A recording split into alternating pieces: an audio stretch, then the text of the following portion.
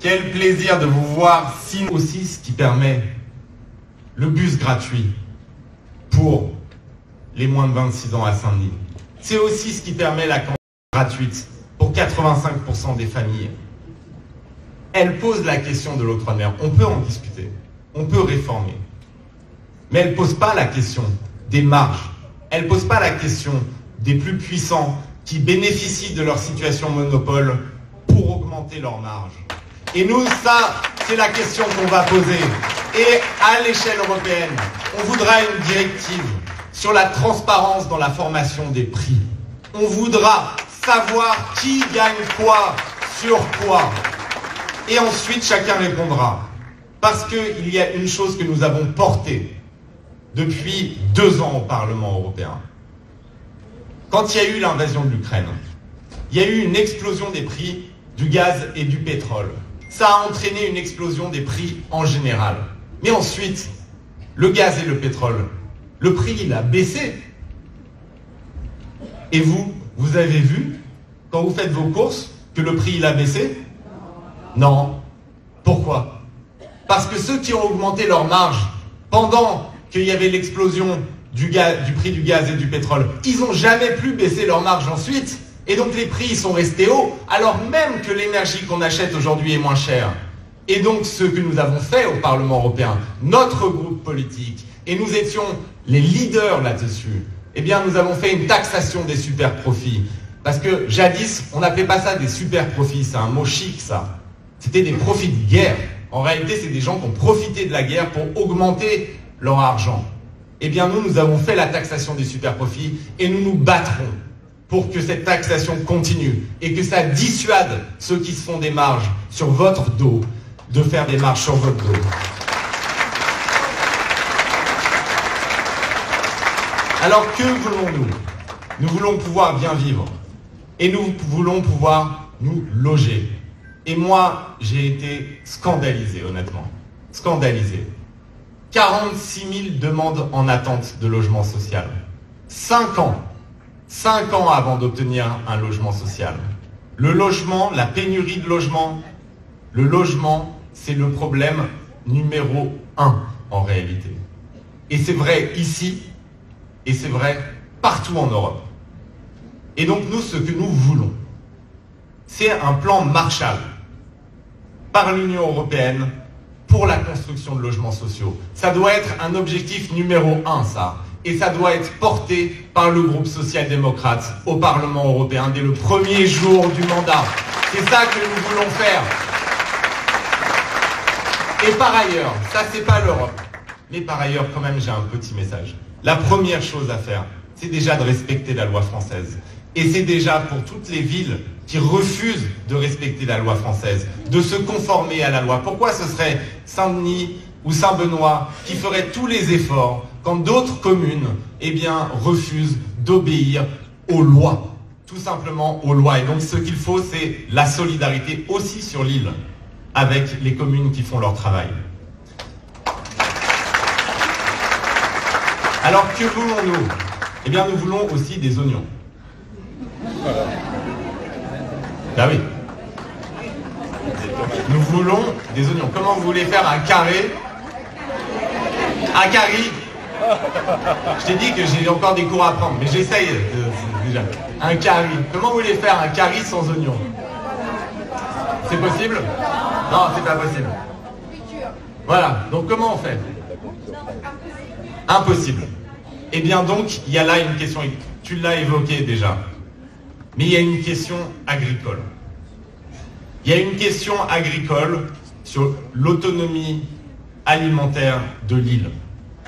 Il y a une vraie question là qui est difficile, disons-le. Alors comme je ne suis lié à aucun intérêt particulier, je peux mettre les pieds dans le plat.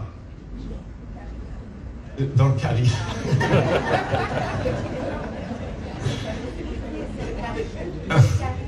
Eh bien, donc, carré saucisse. Là, moi, je répète ce qu'on me dit, mais si tu fais bien. Ouais. Ok.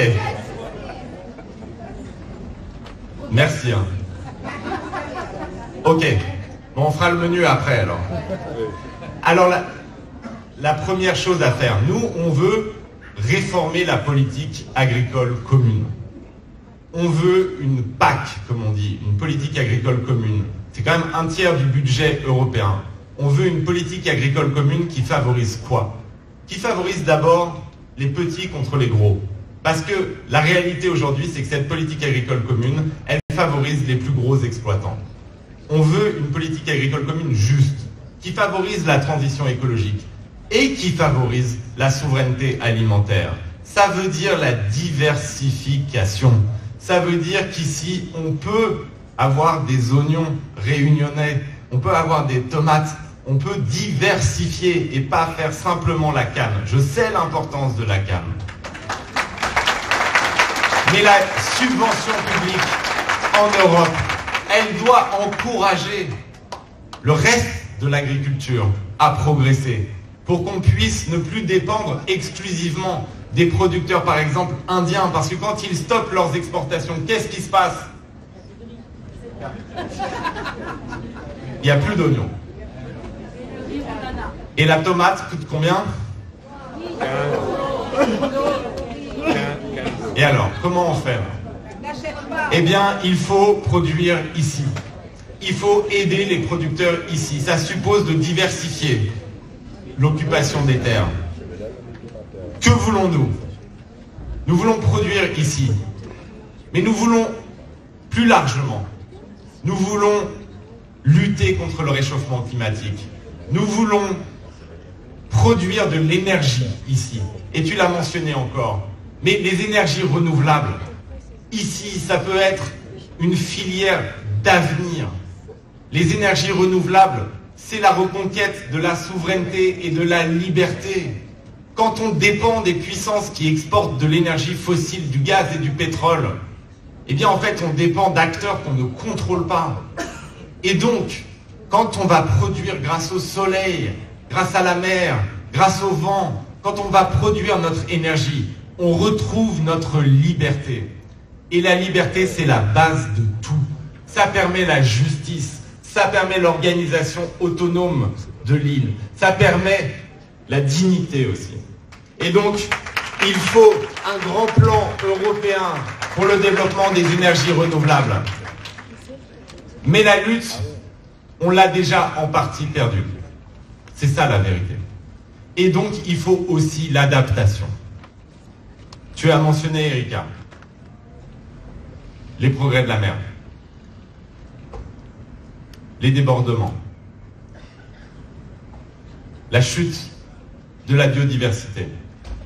On doit faire un grand plan européen d'adaptation au changement climatique. Et c'est ce que nous porterons. Moi, j'ai traversé toute la Finlande.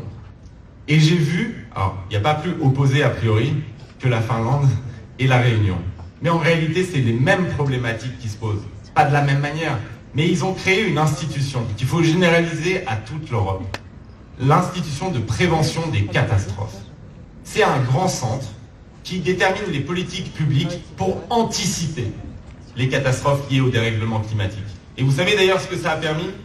Eh bien, c'est que quand il y a eu au début de la guerre en Ukraine, enfin juste avant, les premiers milliers de troupes russes qui se sont amassées autour de l'Ukraine, tous les pays européens ont décrété qu'il n'y aurait pas la guerre. Donc ils ont tous été surpris.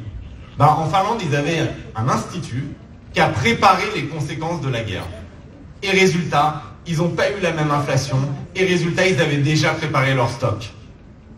Et ça va malheureusement se multiplier, ces catastrophes. Soit géopolitiques, soit climatiques. Et donc il faut planifier.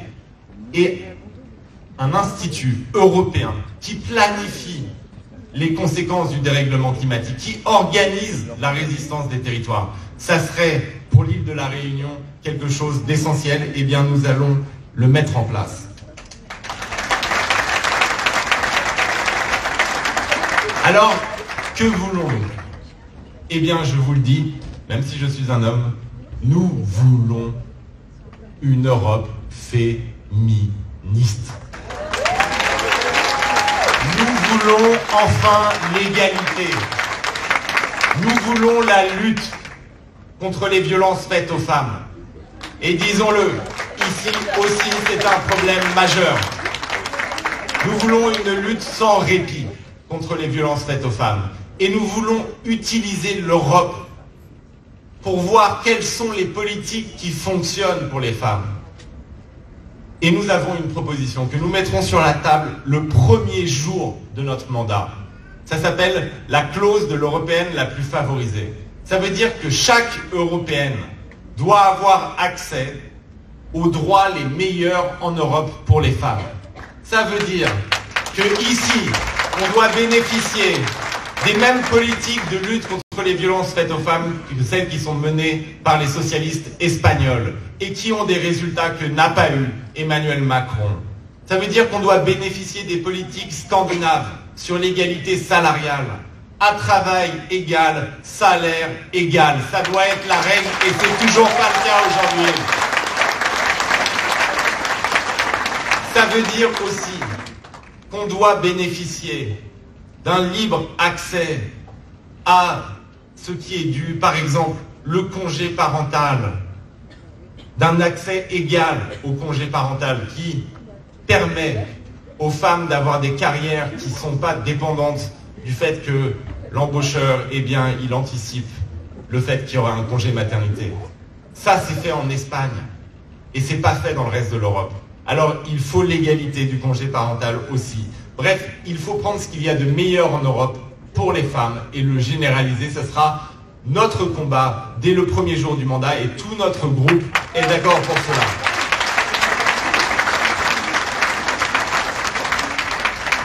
Alors, dans les élections qui viennent, ne vous trompez pas. La force politique qui a les moyens de mettre en place ces changements, c'est la nôtre. Au Parlement européen, au moment où on se parle, nous sommes la deuxième force politique. Mais, le 9 juin, nous pouvons devenir la première force politique européenne. Nous pouvons mettre à la tête de la Commission européenne non plus un représentant de la droite conservatrice, mais un social-démocrate qui s'appelle Nicolas Schmit et qui a lutté pendant tout son mandat de commissaire pour le droit des travailleurs, pour le salaire minimum européen, pour le droit des travailleurs des plateformes dont tu as parlé, cher Olivier, pour l'égalité sociale. Et cela changera tout. Si vous avez à la tête de la Commission européenne quelqu'un comme Barroso qui ensuite va travailler pour Goldman Sachs, c'est pas la même chose que si vous avez quelqu'un comme Jacques Delors qui a fait toute sa vie à la CFDT. C'est pas le même esprit, c'est pas le même rapport aux gens, c'est pas le même rapport aux travailleurs, c'est pas le même rapport aux précarisés. Et c'est ça que nous voulons, une Europe des solidarités. Alors dans ces élections, en fait, vous n'avez que 3 choix. 3 véritables choix pour faire basculer. Soit vous êtes d'accord avec les politiques qui sont menées par ce gouvernement, à la fois à La Réunion, à la fois en France et en Europe, avec ce gouvernement qui s'oppose à la directive sur les travailleurs des plateformes de Uber ou de Deliveroo, avec ce gouvernement qui protège dans la loi sur le devoir de vigilance les grandes banques, qui arrive à les exempter de l'obligation de répondre à ces lois, ou ce gouvernement qui, dans un combat qui m'a été cher pendant tout mon mandat, vous savez, depuis le premier jour de mon mandat, je me bats contre la réduction du peuple ouïghour en esclavage sur les chaînes de valeur des multinationales. Je me bats contre la réduction d'un peuple en esclavage pour fabriquer des chemises, pour fabriquer des chaussures, pour fabriquer des voitures que nous on achète ensuite. Eh bien, on a réussi parce qu'on s'est mobilisé avec des centaines de milliers de jeunes, en particulier de jeunes, des centaines de milliers. On s'est mobilisé pour les Ouïghours. Et on a amené la Commission européenne à faire un instrument de bannissement des produits de l'esclavage de nos marchés, pour que le produit de l'esclavage ne rentre pas dans notre armoire, ne rentre pas dans notre supermarché. Eh bien, le dernier jour, alors qu'on avait convaincu une majorité au Parlement, qu'on avait convaincu la Commission européenne, qu'on avait convaincu tous les États au Conseil européen, dans la dernière nuit de négociation, le gouvernement français est venu à la demande du MEDEF pour imposer l'exemption des produits dits stratégiques, c'est-à-dire les produits les plus importants pour nos entreprises. Sous-entendu, si c'est important pour nos grandes boîtes, eh bien, peu importe que ce soit fait par des esclaves. C'était ça la position du gouvernement français. Est-ce que vous voulez continuer avec ces politiques injustes? Alors, si vous ne voulez pas continuer avec ces politiques injustes, il y a une autre option qui malheureusement est très présente, y compris sur cette île. C'est l'option de l'extrême droite. C'est l'option de ces cultivateurs de haine, de ces cultivateurs du repli. C'est l'option de Marine Le Pen et de Jordan Bardella. Et cette option-là, ça veut dire quoi? Ça veut dire moins d'Europe. Ça veut dire détricoter les projets européens. Ça veut dire que la France deviendrait, comme l'Italie, eh bien, un lieu de régression sociale et de tension entre les communautés. Cela veut dire quoi, l'extrême droite? Cela veut dire qu'en fait, tous les projets que nous avons évoqués là, pendant ce meeting, ce serait impossible de les mener à bien. Parce que si vous voulez que l'Europe fasse plus pour vous, alors vous avez besoin de plus d'Europe. Vous avez besoin d'une Europe qui ait un budget, d'une Europe qui puisse lever l'impôt, qui puisse investir. Vous avez besoin de tout ce que refuse le Rassemblement national. Alors ils vont exploiter les colères, mais finalement les solutions qu'ils vont proposer, elles n'existent pas. Il n'y en a pas une qui soit crédible. Et ça, il faut leur dire. Et il faut dire aux gens qui sont autour de vous et qui peuvent être tentés d'exprimer leur colère dans l'urne avec un bulletin Rassemblement national, que ce que ça apporte, c'est plus de repli, plus de misère et le train de l'histoire qui serait raté. Donc il y a une troisième option. Et c'est celle-là qu'il faut cultiver. C'est celle-là qu'on doit construire ensemble. Cette option, c'est celle de la solidarité. C'est celle de l'égalité. C'est celle d'une Europe qui sache pourquoi elle se construit. Pour protéger en particulier les plus faibles, pour protéger face aux catastrophes climatiques, aux risques géopolitiques, face aux multinationales, face aux injustices. Et c'est cette Europe-là qui est forte parce qu'elle est juste et qui est juste parce qu'elle est forte que nous devons construire ensemble.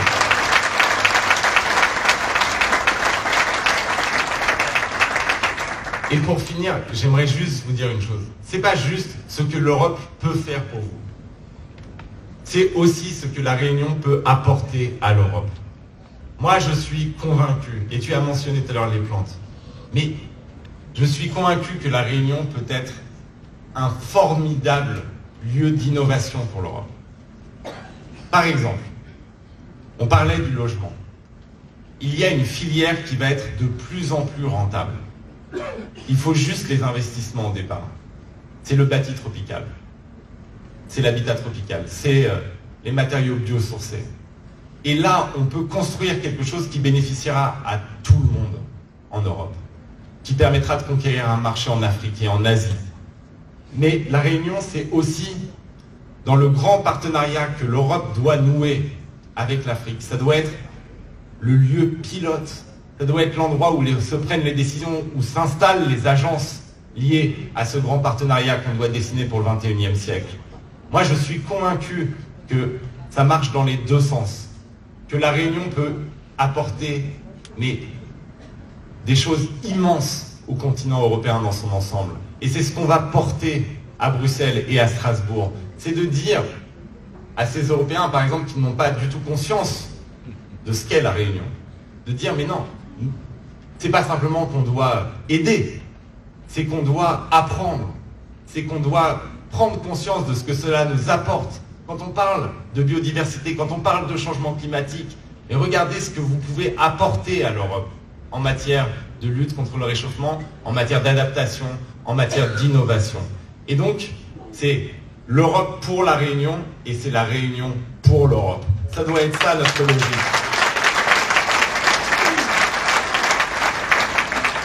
Alors je sais que vous avez chaud, mais il va falloir rester chaud, parce qu'il nous reste peu de temps. C'est un sprint, une élection européenne. Et en fait, il nous reste moins de 55 jours maintenant. Je sais plus, j'ai plus le compte. Toi non plus? Non. On va dire qu'il nous reste moins de 55 jours. Et il faut impérativement sortir de cette salle et aller convaincre. Aller convaincre déjà les jeunes, comme tu l'as dit, d'aller voter. Aller convaincre tout le monde d'aller voter parce que ce qui se joue, c'est notre avenir à toutes et tous. Et aller les convaincre de voter pour la solidarité, pour la démocratie, pour la justice sociale. D'aller les convaincre que finalement leur voix peut changer les politiques européennes. D'aller convaincre autour de vous, d'aller convaincre à chaque repas de famille, à chaque apéro, à chaque pique-nique, sur les places des marchés, dans le porte-à-porte. Allez les convaincre, mais avec enthousiasme. Parce que en votant pour notre liste, on n'a rien à sacrifier. C'est pas un calcul. On peut voter avec notre cœur. On peut voter heureux. Si on est viscéralement attaché à la solidarité, viscéralement attaché à la démocratie, viscéralement attaché à l'écologie et viscéralement attaché à l'Europe, alors il n'y a qu'une liste qui porte ces 4 principes-là en même temps. C'est la nôtre. Et donc il faut convaincre, convaincre, convaincre. Et à la fin, nous serons la grande, la belle surprise démocratique de ces élections. Et nous allons renverser la table. Et nous allons réveiller la Réunion, réveiller la France et réveiller l'Europe. Je compte sur vous. Soyez les ambassadrices et les ambassadeurs de nos convictions et de notre projet. Et le 9 juin, envoyez un message à toute la France et à toute l'Europe. Merci. Réveillez l'Europe avec Raphaël Glucksmann, un maximum de bruit.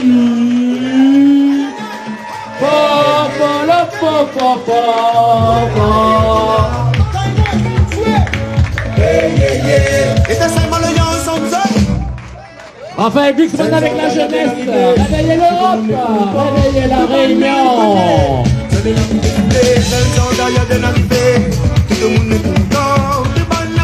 Les élus, la jeunesse. Rejoignez-nous, montez sur scène. Venez avec nous partager ce moment. Partagez ce moment, venez. Aujourd'hui, pour les bras dans la terre, aujourd'hui, le 20 avril, vous êtes là pour réveiller.